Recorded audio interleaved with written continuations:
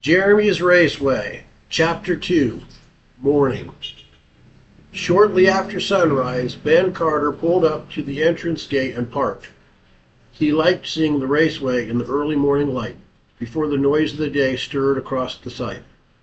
After 11 years of construction, seeing the place nearly finished felt strange. After a while, Ben looked at his watch. Jeremy was usually there before him. Not always, but usually. Wonder what's keeping him. Jeremy's been waiting for over a decade to see it finished, and today it will be done. I thought he would be here by now. Ben checked his watch again. Minutes passed, then some more. He leaned back in his seat. Emily is probably keeping him home a little longer. He worked later than usual last night, and Jeremy is commonly the last to leave. Emily probably demanded some attention. Ben smiled at the thought. I'll tease him about it when he arrives. It'll make him squirm. A few minutes later, Bobby drove up in his truck. He rolled his window down as he drove alongside Ben. You waiting for somebody, Ben? Yeah, Jeremy. Bobby glanced toward the raceway. Thought he'd be here. Today is the big day. So did I. The two men sat quietly for a moment.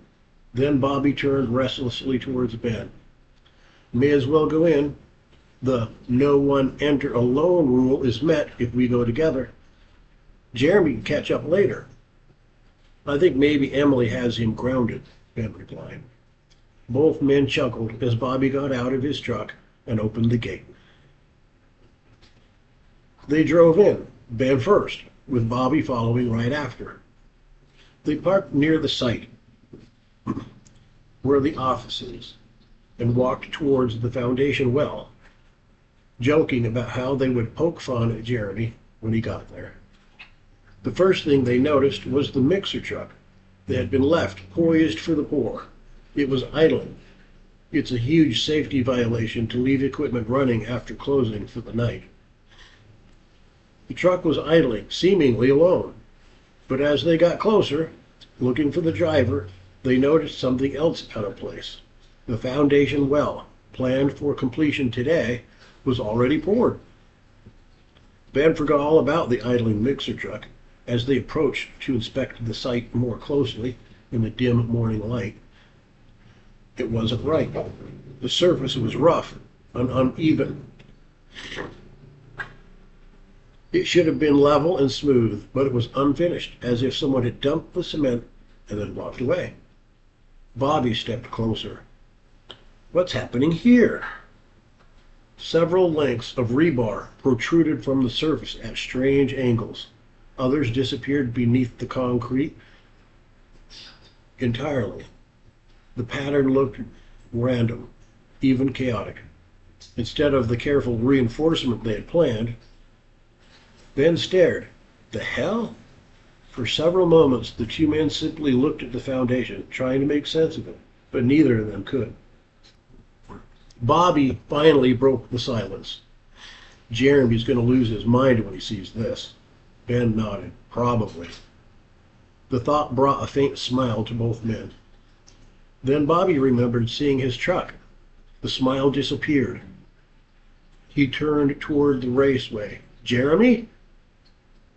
Ben's voice echoed across the construction site. No answer. Bobby joined in.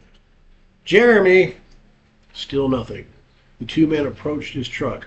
There was no sign of him. The doors were locked. Inside sat the folded blue blanket and the toy mixer truck. Bobby stared through the window. He's been so excited about that kid. Ben nodded. Yeah, he has. Bobby looked toward the raceway, then back toward the truck. You think maybe he went home with someone?